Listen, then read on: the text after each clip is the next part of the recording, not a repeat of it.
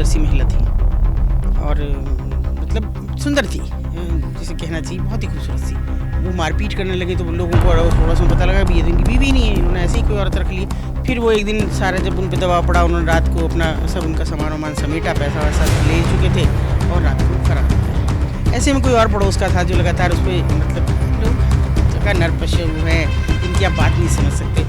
पड़ोस में था, उस उम्र में कम था और आगे बोला कि वो तुम्हें छोड़ गए, मुझे तो पता था वो छोड़ के जाएंगे, लेकिन मुझे तुम अच्छी लगती हो, मैं तुमसे शादी करूँगा, मेरी शादी। और मेरे साथ क्योंकि बच्चे के साथ बहुत ज़्यादा अपनापन शुरू हो गया था, फिर उसने मुझे जो कहानी बताई कि मैं ऐसे ऐसे, फिर मेरा वही स्वभाव फिर से तंग करने लगा।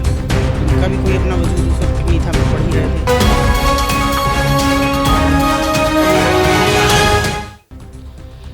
6 क्लास में पढ़ने वाली वो लड़की जब सड़क पर जाया करती थी स्कूल के लिए, तो कहा जाता था कि आप अपनी नजरें ऊपर मत उठाइएगा। किस लिए कहा जाता था? क्योंकि ऊपर कुछ महिलाएं, कुछ लड़कियां खड़ी होती थी जिनके हाथ के इशारे से उनको बुलाया भी जाता था। चेहरे पर तो उनके मेकअप होता था, आंखों में दर्द और दिल में कहीं ना कहीं पीड़ा होती थी। बात रेड लाइट एरिया की कर रहा हूं। उस छोटी सी बच्ची ने जहन में पता नहीं कितने सवाल पाल लिए कि आखिर नजरें उठाने के लिए घर वालों ने मना क्यों किया। आखिर कौन सी ऐसी वजह है जो घर वाले कहते हैं कि सीधे आना और सीधे जाना, ना इधर देखना ना उधर देखना, ना नजरें उठाना ना बात सुनना, कोई तो ऐसी वजह रही होगी। रेड लाइट एरिया था, घर वाले तो चिंतित होते ही। शायद वहीं से एक ललक उठी, एक चिंगारी शोलों में तब्दील हुई और वो चिंगारी 500 से ज्यादा महिलाओं को उस रेड लाइट एरिया से निकाल कर लाई, उन दरबों से निकाल कर लाई। बात अतुल शर्मा की कर रहा हूं मैं। अतुल शर्मा, वो चेहरा जिन्होंने रेड लाइट एरिया में ऐसा काम किया कि शायद आज से पहले वो किसी ने नहीं किया होगा। मेरे साथ में मैम, बहुत बहुत स्वागत है। जी नमस्कार, धन्यवाद। मैडम, पहली सवाल तो खैर मैं क्या करूंगा, लेकिन सिर्फ एक छोटा सा एक सवाल से शुरुआत करनी तो पड़ेगी, वो पूछ लेता हूं। वो नजरें झुकाकर चलना 6 क्लास में जब आप पढ़ती थी, क्या समझाया गया था, क्या बताया गया था, क्या सीखा, क्या देखा, कहाँ से ललक उठी?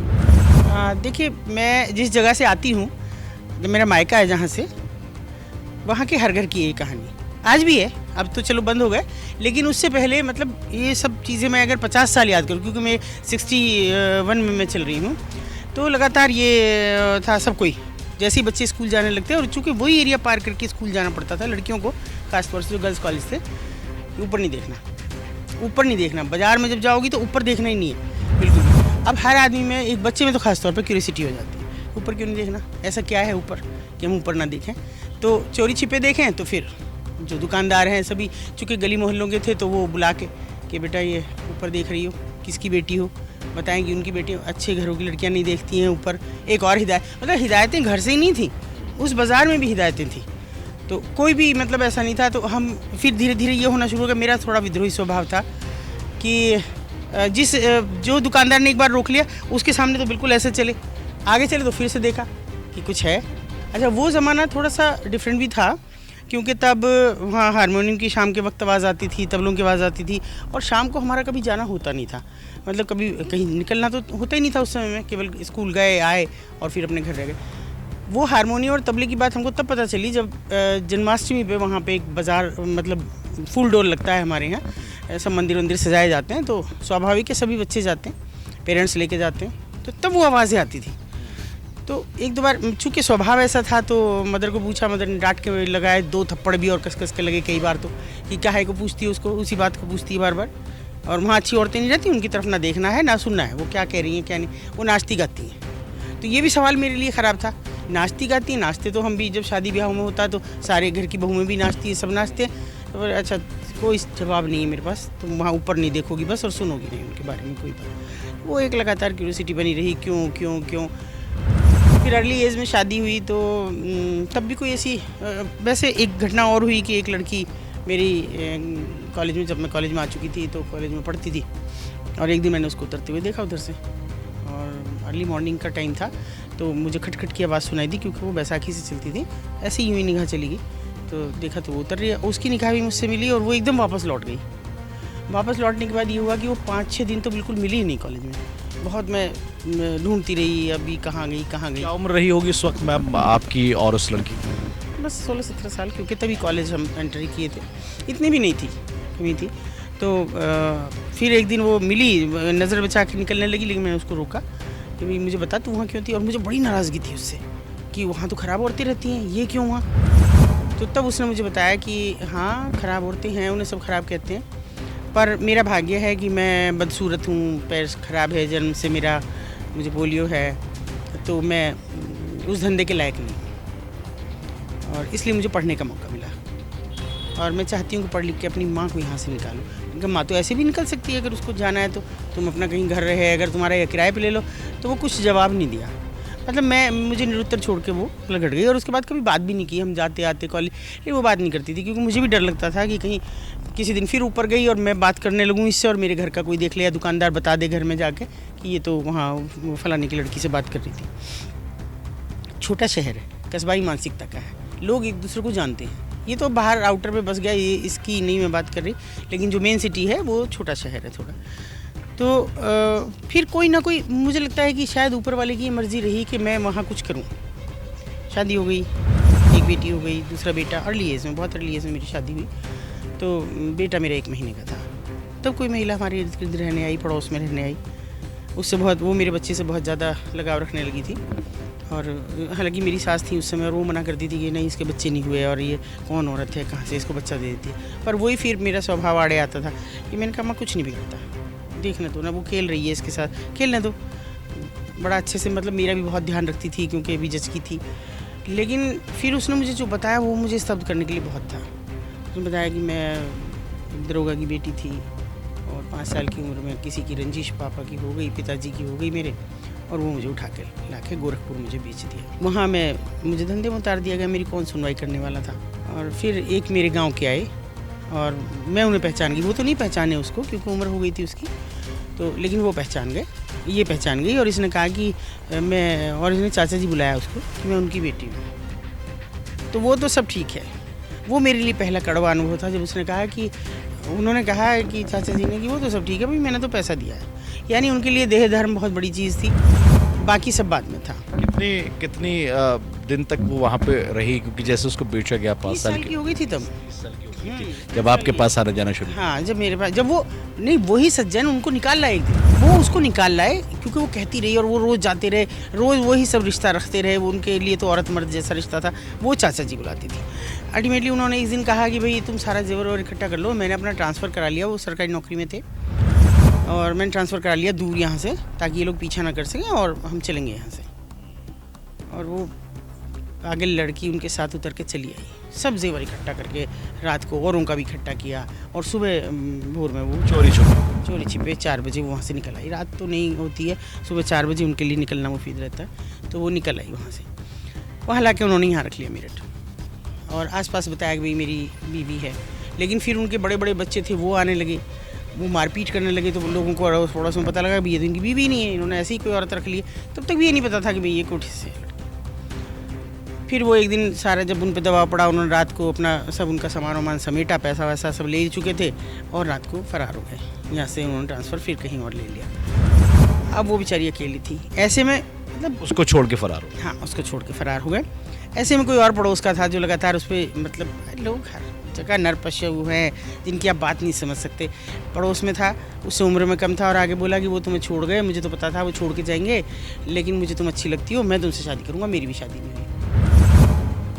भूली बात तो मैं आ गई उसके, और वहाँ से 1-2-4 गली छोड़ के हमारा घर था, तो वहाँ पे आके रहने लगी उनके साथ में। हाँ, उसके साथ में। बहुत सुंदर सी महिला थी, और मतलब सुंदर थी, जैसे कहना चाहिए, बहुत ही खूबसूरत सी, कभी बहुत रही होगी। और मेरे साथ चूँकि बच्चे के साथ बहुत ज़्यादा अपनापन उसको हो गया था, रहने लगी। फिर उसने मुझे जो कहानी बताई कि मैं तो ऐसे ऐसे, फिर मेरा वही स्वभाव फिर से, मतलब मुझे तंग करने लगा। मैंने अपने हस्बैंड को भी कहा, वो भी थोड़ी उम्र के थे, उनका भी कोई अपना वजूद उस वक्त तक नहीं था, हम लोग पढ़ ही रहे थे। और सास ससुर थे, और मेरे देवर थे, नंद थी, तो बहुत मुश्किल काम था। मैंने कहा भाई ये तो बता रही है कि ऐसे ऐसे मैं वहाँ की हूँ रहने वाली, और एक बार चलेंगे। बड़ी खुशामद हमने पिताजी की मतलब अपने ससुर की सबकी की। फिर आखिर को लोग तैयार हुए, चलो भाई सब इकट्ठा होकर चलते हैं, देखते हैं चलो एक घर बस जाए। हम उसे लेके गए, आए दरोगा जी गाँव के बाहर, हमें रुकने का आदेश हुआ क्योंकि हमने एक आदमी भेजा उनके यहाँ कि वहीं रुको, मैं आता हूँ। रुके वहीं और वो आए, उनके साथ 2 17 साल के 18 साल के बच्चे थे, तो बिल्कुल बहन की शक्ल पे थे। हमें लगा कि इसके भाई हैं। बहुत रोए धोए, माँ भी बहुत रोई। भाइयों को नहीं बताया कि ये तुम्हारी बहन है। शंका तो उनको हो रही थी कि भाई शक्ल बहुत मिलती है, पापा मम्मी क्यों रो रहे हैं, लेकिन उनको नहीं बताया गया। फिर आखिर में उन्होंने कहा देखो जी हमसे हाथ जोड़ के कि हम रख नहीं सकते। मैंने कहा क्यों? बोले देखो जी मैं समाज को क्या जवाब दूंगा। मैंने कहा समाज 5 साल की बच्ची किसी के साथ भाग तोड़ी गई थी कि आप इतना बड़ा इसको ऑनर का विषय बना रहे हैं। ये तो आप कहो कि ये किसी घर में काम कर रही थी, झाड़ू पोछे का काम कर रही थी, मत कहो आप कुछ भी। मैं उसकी गवाही देने को तैयार हूँ, मेरा परिवार सारा खड़ा है, ये गवाही देने को तैयार है कि हाँ जी हमारे घर में काम कर रही थी। और उसके बाद उसने काम भी बहुत किया सच में। हमने एक जगह लगवा दिया था, एक नमकीन की फैक्ट्री थी, वहाँ झाड़ू पोछा करती, काम बर्तन मांजती, पूरा दिन काम करती थी वहाँ पे, जब वो मतलब ऐसे हाल में रही, क्योंकि वो तो कुछ करता धरता नहीं था। आखिर में उन्होंने बिल्कुल हाथ जोड़कर वो चले गए, मुड़ के भी नहीं देखा लड़की को एक बार कि अब मैं देखूँ किस हालत में है। और मैं भी बहुत रोई, वो भी बहुत रोई। हम लोग घर आ गए, पूरे रास्ते हम लोग कोई नहीं बोला। फिर रात को चूँकि गर्मियों के दिन थे, हम लोग सब लोग छत पे बैठे, बातचीत चल रही थी। हमारे घर में भी अभी सब चीज़ बातें खुल गई थी कि भाई कैसे होगा, इसको कैसे रखेंगे, समाज को पता लग गया, वो सब सुन रही थी। तो तब तक कहाँ रहती थी मैम जब वहाँ से लौट के? घर के सामने एक घर था जिसमें वो किराए पे रहती थी। जिनके साथ में वो आदमी आया था, शादी का वादा है, उनका क्या हुआ? फिर वो चले गए? वो तो चले गए, वो तो कब के चले गए, पता नहीं कहाँ गए। तो वो सुनते हुए कब निकल गई हमको पता नहीं लगा। हमारी बातें सुनती रही, मतलब मैं विरोध कर रही थी, घर वाले मान नहीं रहे थे और सब तू मैं हो रही थी। तो कब निकल के चली गई हमको पता नहीं लगा। फिर वो 1 साल बाद आई, वो बड़ा दंश रहा मन में।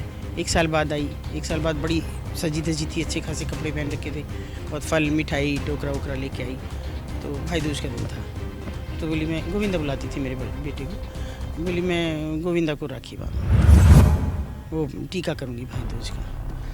तो मैंने कहा नहीं, पहले ये बताओगी तुम कहाँ थी अब तक? तो उसने हंस के कहा कि तेरे समाज ने तो मुझे रखा नहीं ना, मैं जहाँ थी वहाँ चली गई। अब वो मेरे लिए मतलब आज तो वो दंश है, उस समय मुझे बड़ा गुस्सा आया कि तो फिर मैं नहीं करवाऊंगी टीका इसके, तुम जाओ यहाँ से। क्योंकि वो जो खराब औरत मेरे दिलो दिमाग में भरा हुआ था बचपन से। मैंने कहा नहीं मैं नहीं कराऊंगी। बेचारी चली गई। लेकिन पता नहीं क्यों उसके जाने के बाद मुझे ये लगा कि मैंने कितना बड़ा गुनाह किया है, मुझे कभी ऊपर वाला माफ़ नहीं करेगा अभी।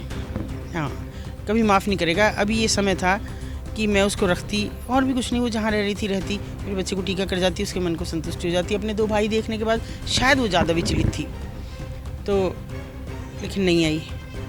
फिर धीरे धीरे समय बीतता गया और मैं ये सोचती हूँ कि मुझे आना ही था इस क्षेत्र में, क्योंकि 10 साल का लगभग समय बीत गया और ये इंतज़ार करते करते कि मैं क्या करूँ, कैसे ढूंढूँ उसे। और इस बीच मेरे जो इन-लॉज थे वो डेथ हो गई दोनों की, मेरे सास ससुर की, बच्चों की भी, मतलब देवर नंदों की भी शादी वादी हो गई। तो थोड़ा मैं फ्री थी। हाँ, तब मैंने उनसे कहा कि भाई मुझे उसको ढूंढना है, कोई काम करने की मंशा नहीं, कोई किसी का उद्धार करने की मंशा नहीं। मैं झूठ नहीं बोलूँ कि मैं जाके कहूँ नहीं जी मेरी तो बहुत उनको उद्धार करने की सबकी मंशा, मेरी कोई मंशा नहीं, पता ही नहीं मुझे कि ऐसा कुछ हो सकता है। मैंने कहा मैं ढूंढूंगी। तो उन्होंने भी बस यूँ कह दिया कि भाई देख ले, वहाँ एक दिन जाके दूसरे दिन नहीं जाएगी, मुझे पता ना कि वहाँ तुम्हारे साथ क्या हाल होने वाला है, वो मार मार के नीचे फेंक देगी। लेकिन देखा जाए, और सच ये है कि हर दरवाजे पे धक्के मिले, मेरे मुंह पे दरवाजे बंद हुए, गंदी गालियाँ दी गई, बुरा कहा गया, तेरी बेटियाँ यूँ कर दें, ये कर दें, बहुत कुछ कहा गया। लेकिन उतना ही मुझे ये लगता गया कि ये क्या है। और मैं आखिर तक बस ये कहती रही कि मैं तो आपके बच्चे पढ़ाने आई हूँ, किसी कुछ नहीं मैं मुझे करना, मुझे बस इन बच्चों को पढ़ना है। ये मुझे अच्छे नहीं लगते कि नीचे चाय की दुकान पे से अब की चाय की वो उठा के लाते हैं और घूमते रहते हैं गंदे नंगे पैरों से। मैं बोली ये ना पढ़ेंगे, तुम इनके पीछे मत लगो। बहुत कुछ कहा, लेकिन फिर मैंने एक एक बच्चा कहीं बिठाना शुरू करा। उनको थोड़ा सा, मुझे 1 साल लगा, पूरा 1 साल में उन्होंने मुझे थोड़ी सी ये आश्वस्ति हुई कि भाई ये कुछ नहीं करेगी, हमारा नुकसान नहीं करेगी। तब मुझे किन्हीं ने कहा कि हमारे एक रिश्तेदार थे, तो उन्होंने कहा कि भाई ऐसे मत करो तुम काम, तुम एक NGO बनाओ और उससे तुम्हारा थोड़ा ऑथेंटिक हो जाएगा और लोग भी तुम्हारी साथ खड़े होंगे। अभी तो तुम अकेले ये कब तक करो। 2 साल हो चुके थे मुझे इस तरह, और 96 में मैंने संस्था रजिस्टर कराई और 96 में ही मैंने पहला रेस्क्यू किया। अब उसके बाद मुझे पहले दिन ये लगा जब मैंने वो लड़की निकाली कि जैसे मेरा उसके प्रति एक ये श्रद्धांजलि है। अच्छा मैम, इस रेस्क्यू पे आएंगे बाद में, क्योंकि मुझे ऐसा लग रहा है कि कहानी थोड़ी सी कहीं छूट गई। जो लड़की यहाँ पर आपके बेटे को भैया दूज पे टीका लगाने आई थी, उसका क्या हुआ? पहले उसको कंप्लीट कर। वो नहीं मिली, उसी को ढूंढने में गई। अच्छा। आपने ध्यान नहीं दिया मेरी बात में। मैंने कहा कि मैं केवल, मुझे कोई काम नहीं करना था वहाँ, मुझे केवल उसे ढूंढना था। मैंने उनको ये कहा अपने हस्बैंड को कि मैं एक बार उसे ढूंढ के बस उससे माफ़ी मांगना चाहती हूँ और अगर वो मेरे साथ आना चाहती है तो मैं ले आऊँगी उसको। वो ढूंढने में गई, मैं कोई काम करने नहीं गई। मैं कहूँगी मैं बहुत बड़ी उद्धारक थी कि मैं उद्धार करने आज तक भी नहीं। नहीं, आज तक भी नहीं। लेकिन ये ज़रूर था कि उस रात में बहुत सुकून से सोती जब एक लड़की रेस्क्यू करती कि उसके प्रति जो मेरा अपराध है वो थोड़ा कम हो। लेकिन उसके बाद से फिर वही शायद आज मिल जाए। कई बार ऐसा हुआ कि लोगों ने कहा अरे बहुत लड़कियाँ निकालती हैं, अब तुम्हारे पे इतने मुकदमे ये लोग डालते हैं रोज़, इतनी सारी बदतमीजियाँ हो रही हैं, इतने एक्सीडेंट करा दिया, मर के बचे उसमें, तो मत करो। जो पर्टिकुलर जगह है जिसको यहाँ पर कबाड़ी बाजार के नाम से जाना जाता है, आप वहाँ पे जो कोठे बने होते हैं वहाँ पर जाकर आपने कहा, या फिर आप नीचे से बाहर से? नहीं, नीचे तो सवाल, नीचे कौन, नीचे तो दुकानदार है। सीधे ऊपर मैंने धीरे धीरे ये छवि बन गई थी 1-1.5 साल में कि मतलब एक मुझे देख के उनके अंदर एक दहशत सी हो जाती थी कि मैं डरी नहीं कभी। लोग बहुत पूछते हैं कि आपको डर नहीं लगा, और सच कहूँ तो मैं, पता नहीं आपको यकीन आएगा नहीं आएगा, जब तक मैं अपने ऑफिस से निकल के वहाँ तक पहुँचती थी तब तक तो मुझे दुख मेरा चेहरा लाल हो जाता था, मेरे हाथ पैर मुझे गर्म लगते थे। लेकिन जैसे ही मैंने पहली सीढ़ी में कदम किया मुझे जैसे सारा डर कहीं चला गया। अब कुछ नहीं, अब मुझे केवल वो लड़की दिखती थी कि एक लड़की जिसका मैंने आज टारगेट कर रखा है वो निकाल ली, उसके बाद कुछ भी हो जाए मेरे साथ। स्टार्टिंग में बच्चे पढ़ाने शुरू किए प्रभु? हाँ, बच्चे पढ़ाने शुरू किए। पढ़ाते तो वो कुछ नहीं थे, 1 मिनट बैठते फिर भाग जाते। वो आवाज़ लगाती कि चाय लिया रे चाय लिया, और फिर वो भी लगा, बच्चे भी जाते, ए माँ वो देखो उसका ग्राहक आ गया, ये तो उसके ही पास जाएगा, उसे भेज दे। इस तरह की जो मुझे मतलब बड़ी तृष्णा सी भी होती थी कि क्या है ये छोटे छोटे बच्चे, इनको क्या पता क्या ग्राहक होता है क्या, और ये सब जान गए, उनको हटाना था। चलिए, तो अतुल शर्मा जी हमारे साथ में, जो कहानी जिसने इनको प्रेरणा दी, एक वो लड़की जो कभी इनके बेटे को खिलाया करती थी, उससे जो है लिया करती थी, भैया दूज पे आई टीका लगाने के लिए, और टीका लगाने नहीं दिया गया इन्होंने, सिर्फ इस गुस्से की वजह से कि तू उस समाज में वापस गई क्यों।